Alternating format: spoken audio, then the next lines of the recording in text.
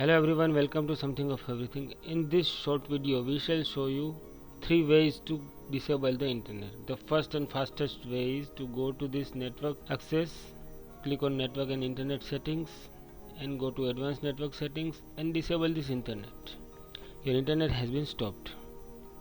To re-enable the same, click on enable and the internet has started again. The other way is to right click on the window menu and go to network connections. The same window will open, click on advanced settings and disable it. The third is to type the network in the search menu and view network connections, and in the internet ethernet just right click and press disable.